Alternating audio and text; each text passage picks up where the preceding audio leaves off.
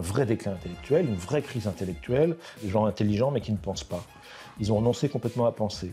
Ils ont simplement jouir ici et maintenant de leur situation.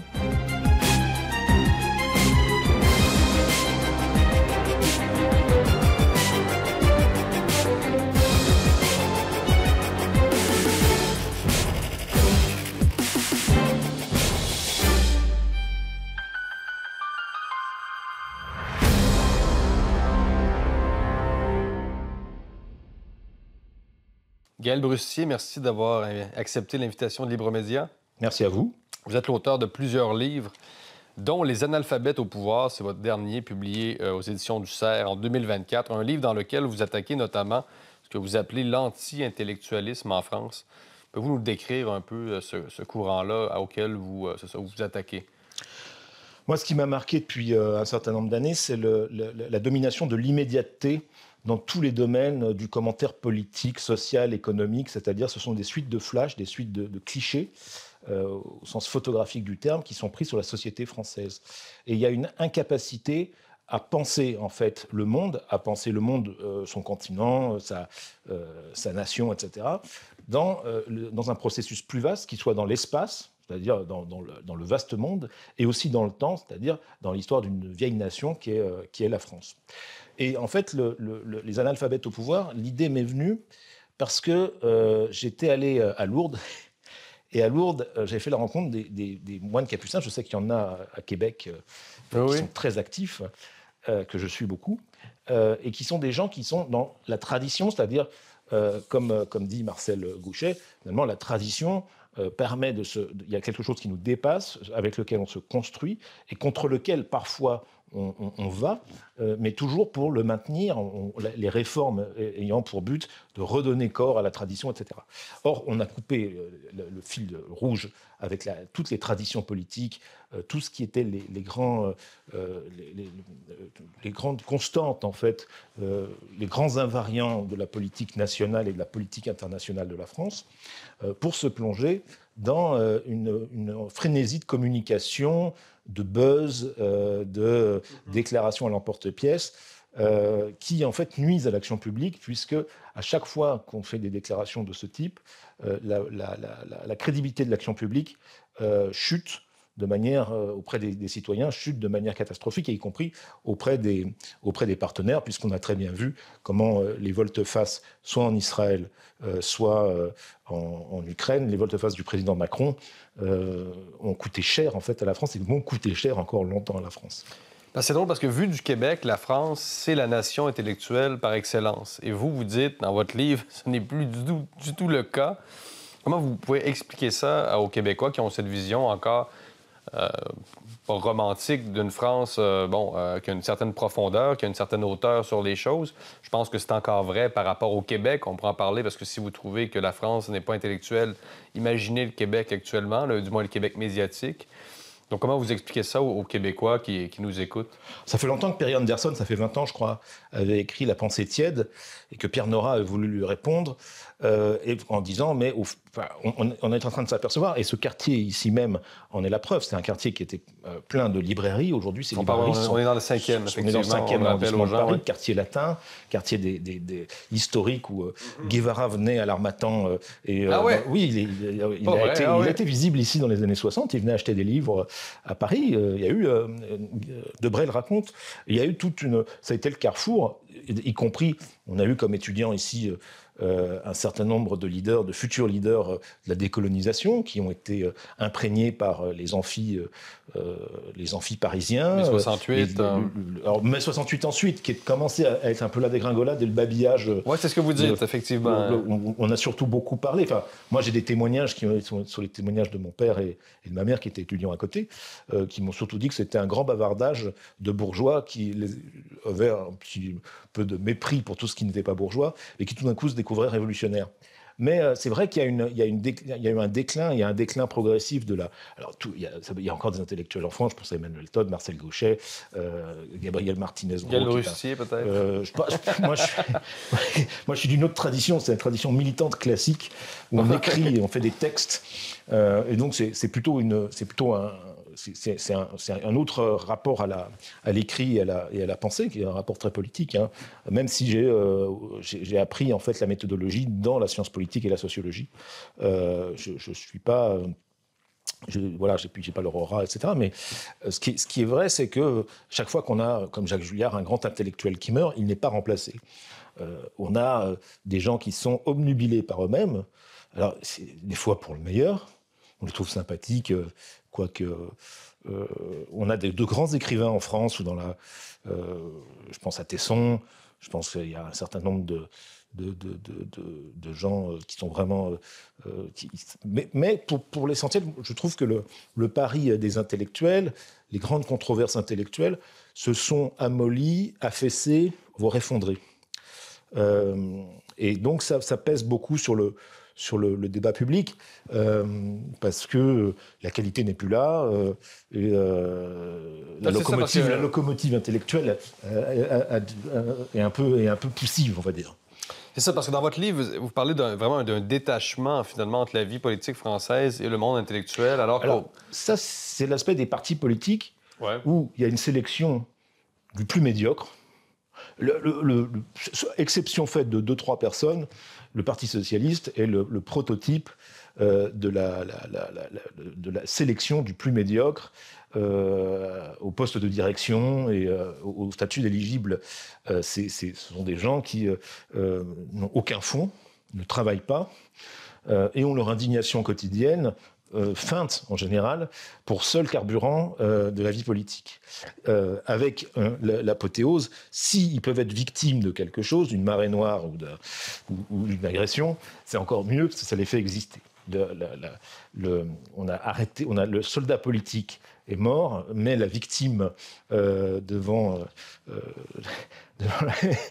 l'éternité, devant l'éternel, est en apothéose.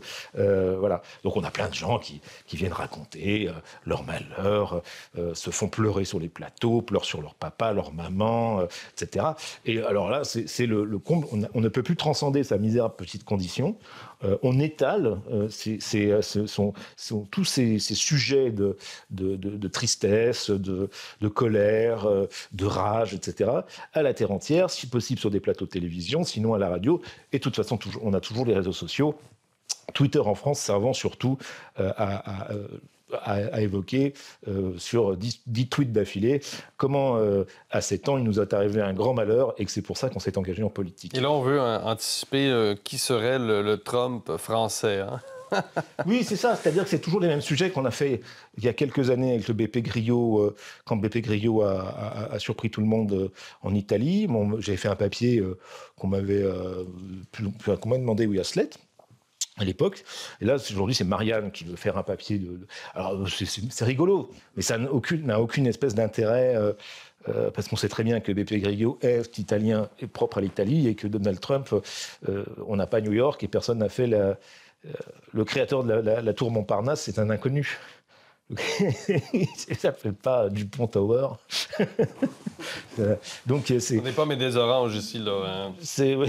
Non, mais c'est un peu puéril, quoi. C'est des sujets. C'est comment M. Barnier a accédé à Matignon. Le problème, c'est pas comment il a accédé à Matignon, c'est d'où il vient Personne ne sait. Par exemple, oui, le premier ministre français, rappelle aux auditeurs que c'est le premier ministre français de jour maintenant. Il y en a eu beaucoup, c'est ça, récemment. Là. Mais qui est un Savoyard et pas un haut Savoyard. Et il y avait un journaliste politique qui écrivait qu'il avait été donc député du département voisin du sien. Donc il y a une très très faible connaissance de la plupart des journalistes politiques de ce qu'est le parcours des hommes politiques un peu anciens. Puis ça ne les intéresse pas, c'est pas assez... Le rôle des médias, Gaël Brustier, dans cet abrutissement généralisé que vous décriez, qui vous hante d'une certaine façon. Ça ne me lance pas, mais j'ai arrêté d'allumer la télé et je dis... le rôle des grands médias, des médias traditionnels qui, malgré tout, dont le modèle économique, du moins, est en déclin, un peu peut-être à l'image... Alors, je mettrais à part les journaux, la presse locale, la presse quotidienne régionale. Je parle pour la France, là, ouais. Chez nous, on a une presse locale qui est inégale, mais dont je trouve qu'elle retranscrit, quand elle veut, plutôt bien la vie de notre société. En revanche, bon, les journaux nationaux, le Figaro se tient très bien encore, avec des petits, par rapport à la grande époque, quelques petits déficits. Parfois, ça vaut, on ne perd pas son argent en l'achetant. Il y a beaucoup d'autres journaux où il y a des jours où on peut totalement se passer de les acheter, il n'y a rien. Il y a des sujets parfois qui sont grotesques, comme à la télévision. Hein. Il y a des sujets qui sont... Vous dites dans votre livre d'ailleurs que une balade à vélo est devenue une grande aventure dans une formule très amusante, puis bon, ça ressemble beaucoup à ce qu'on voit au Québec. D'ailleurs, on y reviendra un peu sur le Québec, mais je vous laisse poursuivre. Ouais. Oui, parce que moi, je me suis aperçu qu'en fait, il y avait des gens qui étaient souvent un peu militants, un peu écolos, etc., qui, sur les réseaux sociaux, racontaient qu'ils avaient fait 7 km à vélo aujourd'hui et qu'ils étaient allés voir le médecin à vélo ou des trucs comme ça. Oui, mais enfin, ça a été le quotidien de millions de Français pendant des lustres. Nous, quand on était gamins, on faisait ça. Enfin, ça n'a aucun intérêt. Mais c'est vrai que il y a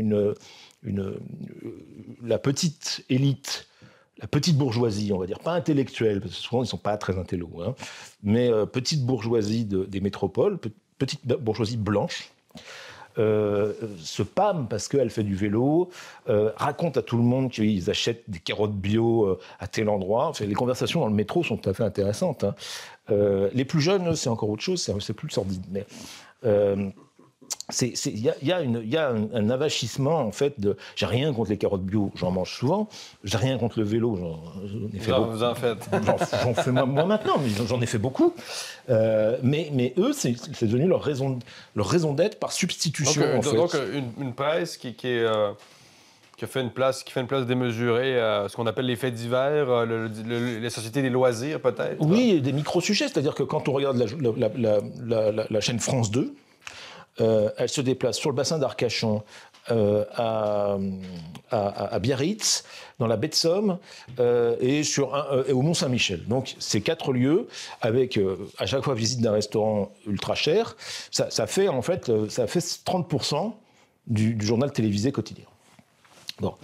Ça veut dire qu'il y a quand même un enfermement des médias. Les centres d'intérêt sont ceux de ceux qui font les reportages. S'intéressent à eux-mêmes. Et la plupart du temps, ce qui est très fascinant, j'ai vu sur l'élection de Trump, il y en a un ou une, je ne sais plus qui c'est, il a fait un papier entier sur un truc qui l'intéressait, quoi. Genre les pêcheurs à la mouche du Montana, parce que le type de pêcher à la mouche, quoi, c'est à peu près ça.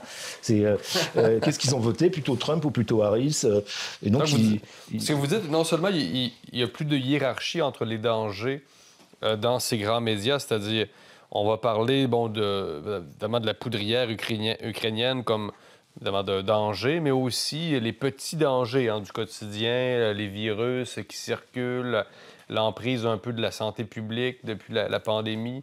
Donc, on est dans une espèce de chaos informationnel où on mélange, je ne sais pas comment... C'est très vrai qu'il n'y a plus de hiérarchisation. C'est vous qui le dites. Vous l'écrivez, c'est-à-dire. Oui. Les stylobies sont dangereux, au même titre que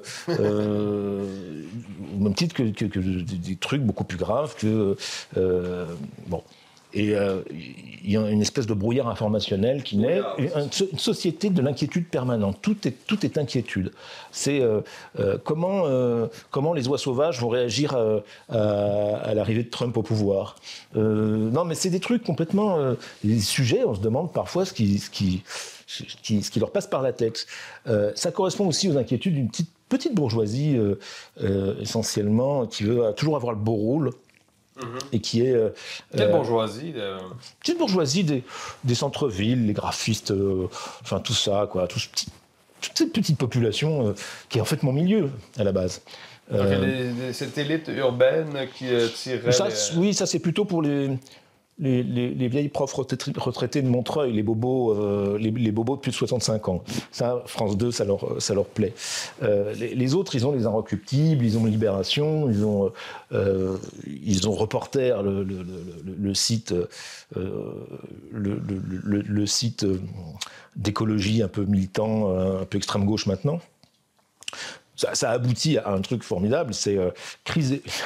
Il y a des types qui se font amputer toutes les jambes, truc affreux, ce qu'on voit dans les images est affreux en Ukraine, et eux, ils sortent avec des banderoles et ils disent « Halte à la crise écologique en Ukraine ». C'est dire s'ils sont... On n'est pas tout à fait dans l'humanisme ici, là. Non, ils n'ont pas...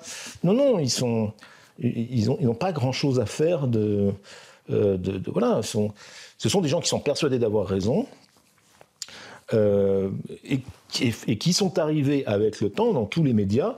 C'est-à-dire qu'aujourd'hui, on a dans les médias une espèce de pensée unique assez violente, ouais, c'est ça, ouais. Qui s'exerce d'abord. On a vu, il y a eu des espèces de purges dans la presse de gauche sur des jeunes qui sont moins jeunes maintenant, parce que c'était il y a 10 ans. Mais ça s'appelait la Ligue du LOL, qui est une bêtise sur Internet. Bon, ils s'étaient moqués d'une fille qui a raconté que c'était un crime contre l'humanité. Elle a fait vider les types. Il y en a plusieurs ont fait des dépressions, ça les a démolis. Et les autres écanaient parce qu'elles étaient contentes d'avoir mis à bas le patriarcat. Bon. Il y a les associations LGBT dans la presse qui oscillent, il faut dire les choses, entre le chantage et la menace directe mise en application. Donc il y a une ambiance tout à fait délétère autour de ce que votre compatriote Bock-Côté appelle 150 fois par jour le woke, qui existe, mais qui à mon avis vient C'est très large, hein, le wokisme, malgré tout, c'est un terme qu'on utilise, mais ça reste un concept qui ratisse large. Il n'y a pas très longtemps, on parlait de multiculturalisme au Canada. Tout d'un coup arrive le wokisme qui englobe plusieurs choses, plus de choses. Le multiculturalisme, c'était très précis. Le wokisme englobe la théorie du genre, etc., mais aussi la diversité culturelle. Donc, c'est le diversitarisme élargi. C'est quoi le wokisme en France? Est-ce que vous aimez ça? C'est un concept assez... C'est qui le woke en France? Parce qu'aux États-Unis, on sait qui sont les woke, là. Ils ont d'ailleurs hurlé de douleur récemment lors de la réélection de Trump. Oui, on a vu des images... Ils savent faire que ça, en fait. Hein. C'est des gens qui passent leur temps à hurler, à trépigner. Il y a une certaine immaturité. Ce sont de gros bébés éternellement insatisfaits parce qu'on ne leur a pas donné tout ce qu'ils voulaient. En France, il y a le foyer du wokisme. D'abord, c'est la jeunesse diplômée, où on voit de le devenir étudiante, et pas les universités, pas les enfants de prolo, hein. Les enfants de prolo sont moins... sur la question du genre, c'est-à-dire qu'il est impossible de dire aujourd'hui... à titre personnel, on en parlait hier soir avec certains sont mes aînés de loin, mais moi j'ai une vie où j'ai fréquenté le quartier qui est en face, puisque je bossais à l'hôtel de ville, et il y avait beaucoup de travestis dans le Marais. Je discutais pas mal, ils m'ont jamais parlé politique ni revendication. Bon. Alors si je dis ça, on va me dire oui, mais c'est parce qu'ils n'ont pas de problème de genre, c'est des travestis, c'est pas des trans, c'est machin truc, parce qu'il y a des hiérarchisations qui sont... C'est une nuance qui n'existait pas tout à fait à l'époque. Là. Non, je ne savais pas, et puis c'était pas leur sujet. Et en général, c'était plutôt des gens de la même façon que j'appartenais à un groupe de potaches qui faisait des pastiches, etc., qui s'appelait Jalon, qui est dont Frigide Barjot est devenue l'égérie de la Manif pour tous ensuite, Virginie Tellen, et nous allions au Banana Café. Et au Banana Café, il y avait des drag queens. Mais c'est un cabaret. Oh oui, ça choquait personne. Ça choque personne, d'ailleurs, des drag queens dans des cabarets. Ça choque pas, mais c'est quand on met des drag queens dans des écoles primaires ou qu'on veut le faire dans des... Il y a ça en France, il y a ce qu'on appelle l'heure du conte au Canada, c'est-à-dire des drag queens qui sont des porte-paroles, en fait, de la théorie du genre auprès des enfants. Des tentatives dans 2 villes de l'Ouest, une ou deux... Mais c'est pas institutionnalisé comme au Québec. Non, c'est pas passé, en fait. C'est pas passé. Et en plus, parce que je pense que la plupart des drag queens n'ont pas de message politique, sauf ceux qui veulent faire carrière et se montrer à la télé. Mais il y a, sur les questions du genre... La question palestinienne est devenue une question complètement folle, qui en fait a été agitée par Jean-Luc Mélenchon de manière à essayer d'avoir les voix des Maghrébins ou des enfants de Maghrébins qui habitent le 93, mais il se trouve que j'ai trouvé enfin qui collait les affiches en bas de chez moi pour la Palestine et contre le sionisme, et que c'est une espèce de femme, on va dire à cheveux blonds un peu pisseux, et qui n'a strictement rien à voir ni avec l'islam ni avec le Maghreb, mais tout avec l'antisémitisme et l'extrémisme. Ça, c'est leur rôle de pilier qu'ils mêlent à travers les indigènes de la République. Il y a les queers pour la Palestine, enfin des trucs complètement cinglés. Et puis, il y a une vaste gamme d'autres sujets. Ça empoisonne quand même ce qu'on appelle le vivre ensemble en France, la question israélo-palestinienne. Bon, on sait qu'il y a des tensions dans les cours d'école entre des enfants juifs, des enfants issus effectivement du Maghreb. Les enfants du Maghreb sont pas du tout intéressés par tout ça. C'est un truc de diplômés, avec des concurrences à l'intérieur de la... C'est-à-dire que ils se font concurrence entre sociologues, entre issus de l'immigration et pas issus de l'immigration, pour être le plus antisioniste possible, pour être le plus légitime auprès de l'objet, soit leur clientèle, en fait. Est-ce que c'est vrai quand même, il y avait aussi qu'il y a une censure en France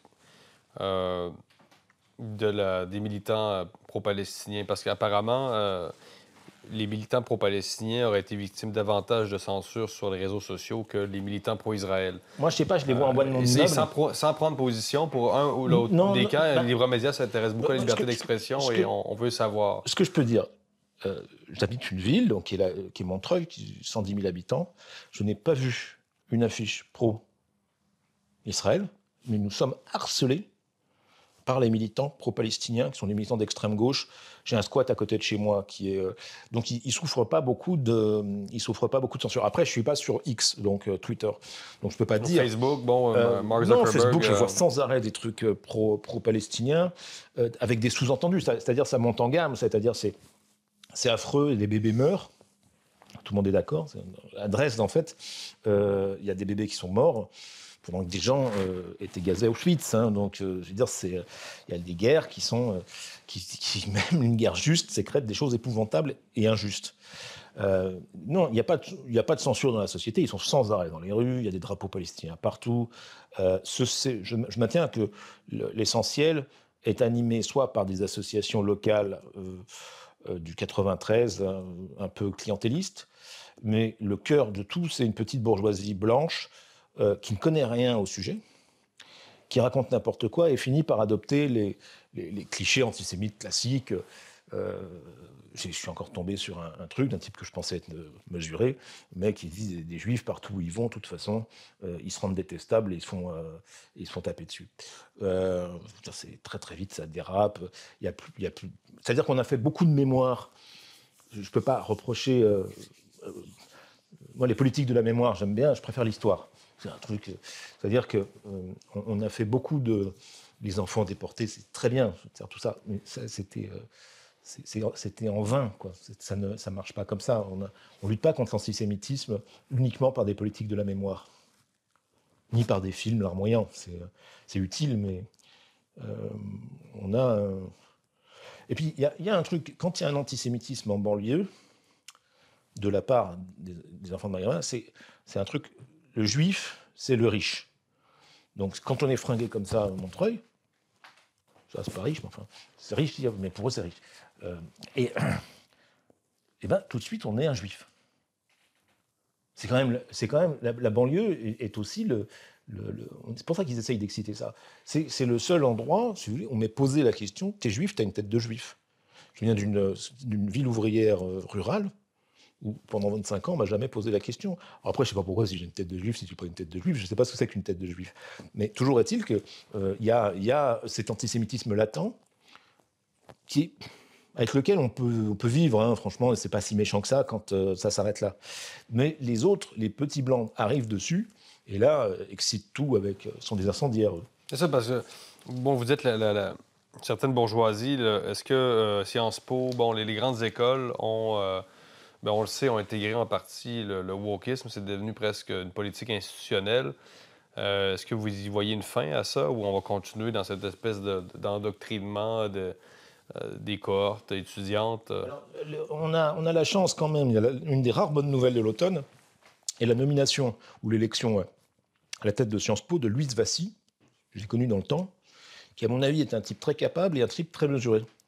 Donc là, il va peut-être remettre progressivement cette école sur les rails. De toute façon, à Sciences Po, il y a 10% qui sont complètement excités et le reste qui veut étudier. Oh oui. Mais ils ont pris l'habitude, en fait, cette habitude néfaste.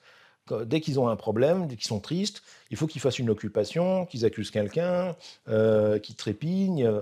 Et il y a une hystérisation complète. Alors, ils n'aiment pas quand on dit hystérisation, parce que c'est anti-féminin, féministe et machin truc, mais vous avez des gens qui hurlent ils expriment leur position uniquement en hurlant.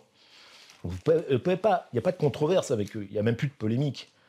Ils ont envie de vous étriper, vous n'avez qu'une envie, c'est de leur filer des baffes. C'est comme ça, c'est pour ça qu'il faut les éviter, en fait. Donc, le rôle des médias, j'y reviens parce que c'est central dans votre livre, là. Vous dites aussi que ces grands médias, ces médias traditionnels, entretiennent un climat apocalyptique, en particulier depuis la COVID. Quel a été l'impact de cette période, de cette dite crise sanitaire sur la société française en général? Il y a le spectre qui hante la vie médiatique française, c'est la fin du monde. C'est-à-dire que dès qu'il neige un peu trop, c'est la catastrophe. S'il neige pas, c'est la catastrophe. S'il pleut trop, c'est la catastrophe. Mais il y a des catastrophes. Il y en aura encore plus. Mais il y a un mot qui est très politique, en fait. C'est adaptation. L'adaptation, c'est mener des politiques d'adaptation, c'est-à-dire effectivement savoir comment on empêche ces énormes inondations comme il y a eu dans le sud chez nous, comme il y a eu à Valence en Espagne, mais on peut trouver la source. Eux, non, ce qu'ils veulent, c'est donner le bilan carbone de chacun, c'est culpabiliser, c'est... Il y a la météo-climat de France 2 où est tellement ahurissante. Et puis, ça se conclut toujours de la même façon, et toujours l'inaction climatique. Bon, toujours l'inaction climatique, certes, mais on ne va pas inverser la courbe. Aucun investisseur mondial ne va faire un investissement où on lui dit on va inverser la courbe, parce qu'il n'y croit pas. Il peut faire des investissements sur l'économie de l'adaptation. Bon. Or, l'économie de l'adaptation, ça ne leur parle pas parce que c'est dépassionné, et puis parce qu'on ne peut pas se rouler par terre toutes les 2 minutes, parce qu'on n'a pas planté les essences qu'il faut pour empêcher les trucs racinaires, pour empêcher les ruissellements, etc. Ça ne les intéresse pas. Ce qui est très frappant, c'est que ce sont des gens qui veulent des forêts urbaines, mais ne connaissent rien aux arbres. Ils veulent empêcher les inondations, mais ils ne savent pas comment. Donc c'est un cinéma permanent de gens qui aboutit à Sainte-Soline, où à Sainte-Soline, ils ont décrété que ces bassins étaient mauvais, nous lançons la guerre de l'eau, ils partent en bas de chez moi, j'ai un squat anarchiste en bas qui est tout le temps à Sainte-Soline, à machin, etc. Il faut voir la pauvreté du discours. Donc ça occupe une place démesurée, ça, pour vous, dans les médias et la société française? C'est l'absence démesurée des politiques. L'absence de mesures, en fait, démesurée. De solutions. Ouais. C'est-à-dire, c'est de la même façon, dans tous les sujets, ils sont incapables de dire ce qu'ils veulent, comment ils veulent, pourquoi ils militent, etc. C'est assez fascinant. Gaël Brussier, vous êtes également un observateur du Québec. Vous suivez, vous êtes venu au Québec, vous avez un attachement vers le Québec. On s'en est parlé en coulisses de l'émission. Et comment vous percevez le Québec actuel? Moi, j'ai toujours suivi les élections québécoises. J'étais présent une fois, il y avait Lucien Bouchard avait gagné face à celui qui est devenu premier ministre ensuite, le libéral. C'était pour la fin des années 90, je crois. J'avais suivi le 95, le référendum, mais j'ai compris que ça commençait à mal tourner quand j'ai vu l'attaque assez ignoble contre Lucien Bouchard de la part du représentant de Québec solidaire, qui me plaisait beaucoup. Gabriel Nadeau-Dubois ou... Non. Amir Kadir? Oui. Amir Kadir. Ah oui, cette fameuse sortie. Et alors, c'est il y a longtemps, hein. Mais Bouchard lui dit que c'est la cour du roi Péto, etc. Et je me suis dit, là, ça commence à mal tourner, quoi. Et après, j'ai vu la suite des élections. On avait dit, j'ai suivi ce qui se passait sur le plan sanitaire, où ils n'ont pas brillé par la prise de risque ni l'amour de la vie. Mais finalement, en France, on a fait des folies assez similaires. Hein. Et donc, oui, j'ai un vrai attachement, parce que j'ai beaucoup... Enfin, j'aime bien l'histoire de la Révolution tranquille, la création du Parti québécois. Jacques Parizeau, monsieur, est une figure que j'aime beaucoup. Sa femme, Lisette Lapointe aussi. J'ai vraiment suivi tout Donc, ça. vous êtes favorable, vous, à la souveraineté du Québec, là? Ah bah oui, s'ils le veulent, oui. Oui, oui. Si les Québécois le veulent. Ah oui, oui, oui. Oui, oui, oui, Donc, totalement. vous êtes attristé même toujours Non, encore parce que aujourd'hui par le résultat de 95. Mais je pense que même les Américains, ils sont pas... Je pense que, par exemple, Trump s'en fout, mais il n'est pas tellement hostile. Il n'a pas de raison d'être hostile à un truc, en plus, comme je crois qu'il déteste particulièrement le Premier ministre Trudeau. Trudeau. Ils n'ont pas des grandes affinités, là. Donc, voilà. Mais après, le problème, c'est comment... ça, c'est aux Québécois de voir comment remettre en marche un mouvement souverainiste, refaire rêver. On voit ce que c'est que quand un rêve politique s'effondre, ça produit des scories épouvantables. Sont Le marasme. Le marasme, la passion sanitaire, la passion wokiste, les gens... s'est rabattu sur autre chose. Oui, ils se rabattent ils sont tristes. Il suffit d'écouter la chanson québécoise. Sinon, on écoutait beaucoup Charles Bois, etc. Mes parents sont assez fans de chansons québécoises. Tu dois respirer la vie, respirer le... C'était plus optimiste, effectivement, que... Oui, la Révolution tranquille, c'est quelque chose quand même. Il y a un essor. Ça a mené beaucoup à plusieurs dérives bureaucratiques, là, mais ça, disons que c'est un effet un peu à long terme, là. Parce qu'il y a le modèle québécois, comme on l'appelle chez nous, c'est un modèle qui maintenant est sclérosé, là. Mais c'est vrai que le modèle québécois est sclérosé. Qui n'encourage plus le dynamisme. Ça, c'est mon avis personnel, là. J'ai l'impression que, en fait, les milieux catholiques sont plus dynamiques pour certains. Mais qu'est-ce qui reste du catholicisme au Québec? Je sais pas, moi j'ai des échanges brefs avec les capucins, les capucins de Québec ou Montréal. Oui, d'ailleurs, qui ont des écoles à Québec. Hein, oui, c'est encore un des foyers. En éducation, oui. Il y en a beaucoup au Mexique aussi, des capucins. Mais non, je suis ce qui s'y passe. Mais enfin, la fin du souverainisme, comme nous, la fin du gaullisme, hein, qui était stabilisateur dans la société, hein, et l'effondrement complet du gaullisme, à la fois partisan et à la fois en tant que référence politique, ça, on le paye, on le paye vraiment, parce que ça a libéré l'espace à n'importe quoi. La jeune génération ne sait plus du tout ce que c'était que le gaullisme. Le maire de Montreuil, ma ville, qui est un communiste, a trouvé le moyen de faire placarder une exposition pour expliquer que c'était De Gaulle qui avait fait tuer les Algériens sur le pont, là, à côté, le 17 octobre 1961, en pleine guerre d'Algérie. C'est une manière de salir l'héritage de Gaulle, ce qui ne rend service à personne en France. Est-ce que la France s'intéresse vraiment au Québec? Au Québec, on aime s'imaginer que la France s'intéresse à nous. Mais est-ce que c'est vrai? Alors, on se posait la question de savoir si le CAPFQ... Si on est franc, là, parce que la France suit plusieurs pays. C'est un pays qui est universaliste, qui s'intéresse à l'Algérie beaucoup encore aujourd'hui, pour des raisons évidentes. Mais on aime s'imaginer ça. Mais est-ce que c'est vrai? Parce qu'il y a quand même beaucoup de clichés encore aussi qui circulent sur le Québec. Souvent, on me dit tu viens du Québec? Ah, j'ai une cousine qui habite à Toronto. Est-ce que tu la connais?